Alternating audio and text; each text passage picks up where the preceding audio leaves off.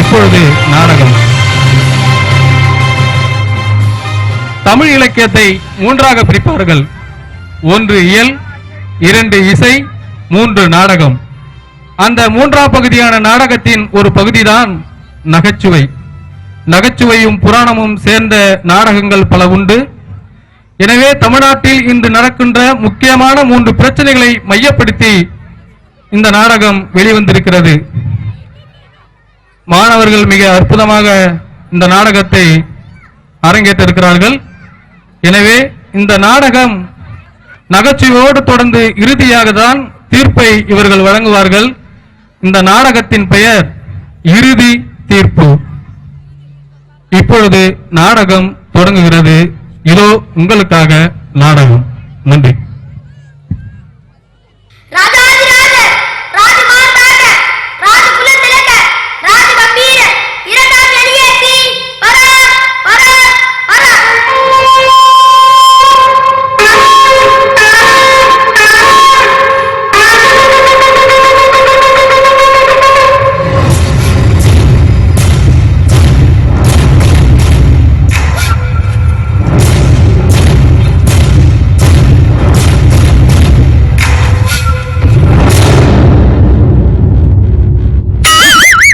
மன்னர் வருவது கூட தெரியாமல் காலையில் உறக்கம். உன்னால் வேலை செய்பவர்கள் கூட கெட்டு போவாரடா அல்லக்கை முண்டமே. கலப்புங்கள்.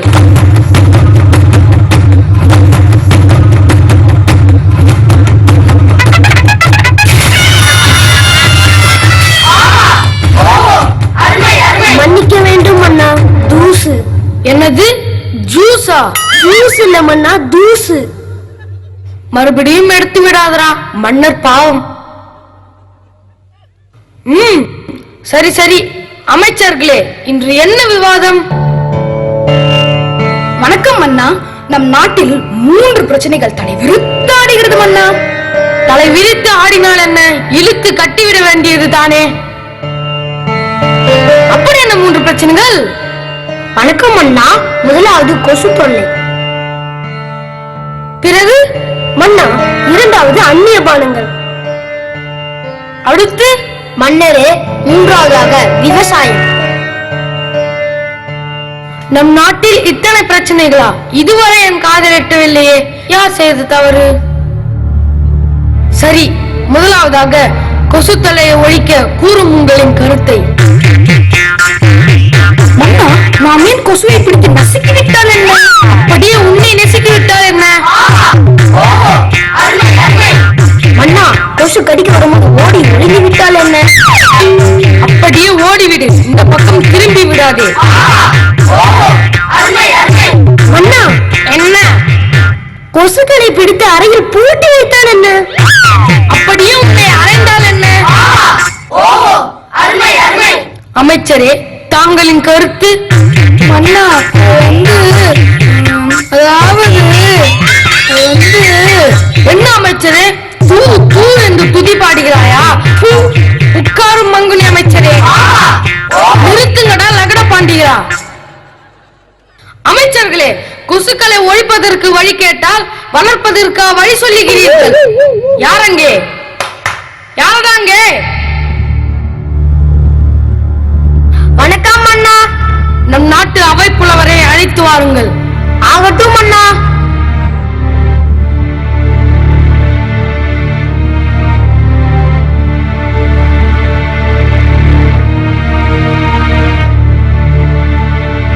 புலவரே, வருக வருக. வணக்கம் மன்னா. தாங்கள் அழைத்ததன் நோக்கம்? புலவரே, நம் நாட்டில் கொசு தொல்லை அதிகமாக இருக்கிறது. அதை ஒழிப்பதற்கு கூறும் உங்களின் கருத்தை. மன்னா, முதலாவதாக வீட்டின் அருகாமையில் குப்பை கொட்டாமல் இருக்க வேண்டும். 2வதாக வீட்டை சுத்தி தண்ணீர் தேங்காமல் பார்த்துக் கொள்ள வேண்டும். 3வதாக நீர் தொட்டிகளை சுத்தமாக வைத்துக் கொள்ள வேண்டும். இந்த 3ஐயும் நாம் சரியாக செய்தால் நம் நாட்டில் கொசுக்களை அறவே ஒழித்து விடலாம் அண்ணா. ஆஹா, ஓஹோ, அருமை அருமை. இப்ப எங்கடா போனீங்க லகட பாண்டிக்கிறா? அமைச்சர்களே, புலவர் கூறியதை கேட்டீர்களா? மன்னா, மக்கள் இதை ஏற்றுக்கொள்வார்களா? போ, நீ என் அமைச்சர் அல்லவா? சற்று யோசிக்க வேண்டிய சிந்தனை. இப்படி செய்தால் என்ன? எப்படி? வீட்டை சுத்தமாக வைப்பவர்களுக்கு 1000 பொற்காசுகளை பரிசாக வழங்கப்படும் என்று அறிவியுங்கள்.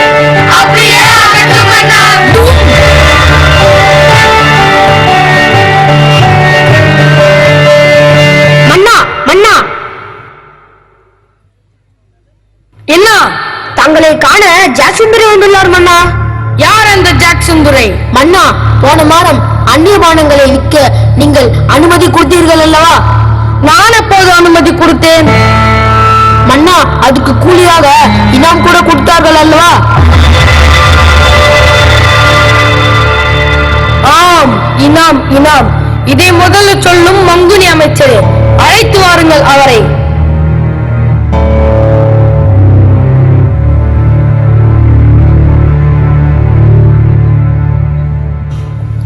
வாருங்கள், வாருங்கள். தாங்கள் வந்ததின் நோக்கம்? மன்னா, உங்கள் நாட்டில் எங்கள் பானங்களை விற்பனை செய்ய கூடுதலாக அனுமதி தரப்பட வேண்டும் மன்னா. அதற்கென்ன, நீங்கள் எதை வேண்டுமானாலும் விற்றுக் கொள்ளலாம். ஆனால் எனக்கு தேவை இனாம், இனாம். ஆம், இனாம், இனாம். மிக்க நன்றி மன்னா.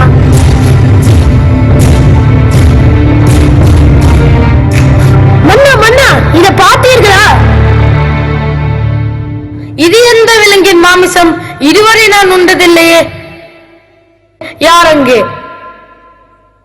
இதை மத்திய உணவில் சேர்த்துக் கொள்ளுங்கள். மன்னா, சற்று பொறுங்கள். இது ஒன்றும் விலங்கின் மாமிசம் அல்ல. அக்கமாலா கட்சி குடித்ததால் கெட்டுப்போன மனித உடல் உறுப்புகள். அப்படியா? நம் ஆட்சியில் இது போன்ற தவறா? ஆமண்ணா, தாங்கள் இனமுக்கு ஆசைப்பட்டதால் வந்த விளைவுகள் மன்னா. அமைச்சர்களே, இதை விரைவில் தடை செய்ய வழிகள் தான் என்ன? ஒன்றை வாங்கினால் ஒன்றை இலவசமாக தந்தால் என்ன? அதோடு உன்னையும் இலவசமாக தந்தால் என்ன? மன்னா, குடிப்பதற்கு பதிலாக குளித்து விட்டால் என்ன? அப்படியே உன்னை எரித்து விட்டால் என்ன? மன்னா, நம் நாட்டு எதிரிகள் மீது தெளித்து விட்டால் என்ன? அப்படியே உன்னை துரத்தி விட்டால் என்ன?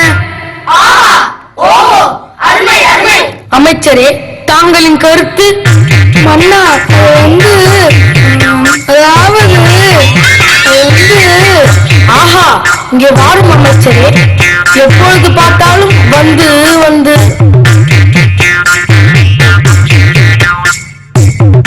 யாரங்கே?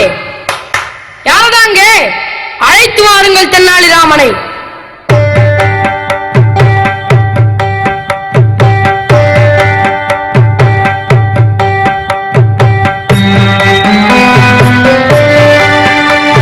வருக, வருக தென்னாலிராமா. வணக்கம் மன்னா. தாங்கள் என்னை அழைத்ததன் நோக்கம்? தென்னாலிராமா, நம் நாட்டில் அந்நிய பானங்களை விற்பனை செய்ததால் மக்கள் அதை குடித்து குடித்து அவர்களுடைய உடல் உறுப்புகள் கெட்டு போகிறது. அதை தடை செய்ய வழிகள் கூறுங்களேன். மன்னரே, இதை தடை செய்ய 2 வழிகள் உண்டு. முதலாவதாக தண்ணீர் கொடுப்பதை நிறுத்த வேண்டும். இரண்டாவதாக மின்சாரத்தை தடை செய்ய வேண்டும். இந்த 2ஐயும் தடை செய்தால் நம் நாட்டில் அந்நிய பானங்களை அறவே ஒழித்து விடலாம் அண்ணா. ஆஹா, ஓஹோ, அருமை அருமை. அமைச்சர்களே, தென்னாலிராமன் கூறியதை போல் அந்நிய பானங்களை தயாரிக்கும் நிறுவனங்களுக்கு தண்ணீரையும் மின்சாரத்தையும் தடை செய்து விடுங்கள். அப்படியே ஆகட்டும் அண்ணா.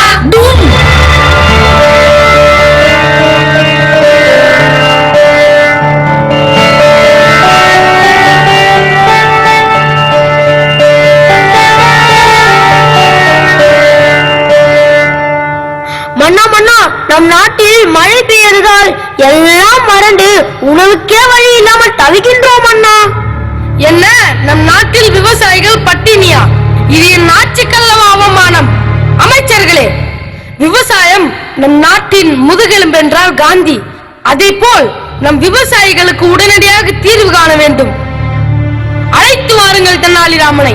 மன்னா, ஏன் தென்னாலிராமன்? எங்கள் கருத்தையும் கேட்கலாமே. உங்கள் கருத்தா? அது சிந்திக்க அல்ல, சிரிக்க. அப்படி என்ன தென்னாலிராமனுக்கு புலமை? மன்னரிடமே கேள்வி கேட்கிறாயா?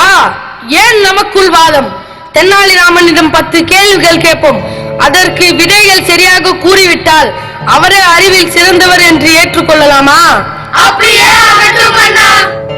அழைத்து வாருங்கள் தென்னாலிராமனை.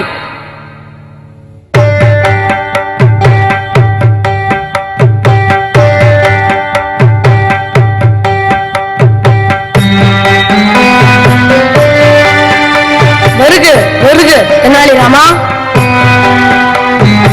வணக்கம் மன்னா. தாங்கள் என்னை அழைத்ததன் நோக்கம்? தென்னாலிராமா, உன் புலமையை நிரூபிக்க 10 கேள்விகள் கேட்கப் போகிறேன். அதற்கு சரியாக பதில் கூறிவிட்டால் நீங்கள் புலமை உள்ளவர் என்று அறிவிக்கப் போகிறேன். ஏன் தென்னாலிராமா சிரிக்கிறாய்? ஏன் மன்னா? எனக்கும் வருகிறது சிரிப்பு. சரி, கேள்விக்குள் போகலாமா? அமைச்சர்களே, கேள்விகளை நீங்கள் கேட்கிறீர்களா அல்ல நான் கேட்கட்டுமா? நீங்களே கேளுங்கள் மன்னா.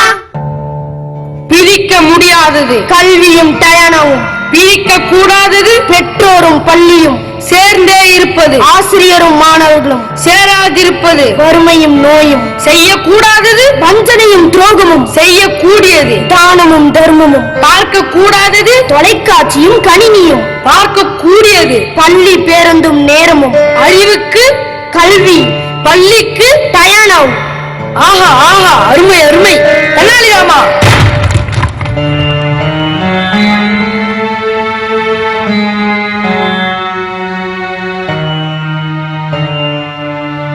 தென்னாலிராமா, நம் நாட்டில் விவசாயிகள் பட்டினியால் வாடுகிறார்கள். அதை போக்க ஏதாவது வழிகள் கூறுங்களேன். மன்னரே, விவசாயிகள் மிக முக்கியமானவர்கள். அவர்களை பாதுகாக்க பல வழிகள் உள்ளன. 1. நிலத்தடி நீரை பாதுகாத்தல் வேண்டும். 2. ஏரி குளங்களை பராமரிக்க வேண்டும். 3. கடன்களை உடனடியாக ரத்து செய்ய வேண்டும். 4. விவசாயிகள் உற்பத்தி செய்யும் பொருட்களை அவர்களே விலை நிர்ணயம் செய்ய வேண்டும். 5. மின்சாரம் இலவசமாக வழங்க வேண்டும். 6. படித்தவர்கள் விவசாயத்தில் ஈடுபட வேண்டும். இதை செய்தால் விவசாயமும் விவசாயிகளின் வாழ்வு செழிக்கும் மன்னா. ஆகட்டும் தென்னாலிராமா. அமைச்சர்களே, தென்னாலிராமன் கூறியதை போல் விவசாயிகளுக்கு அத்தனையும் வழங்கிவிடுங்கள். இதுவே என் கட்டளை. அப்படியே ஆகட்டும் மன்னா.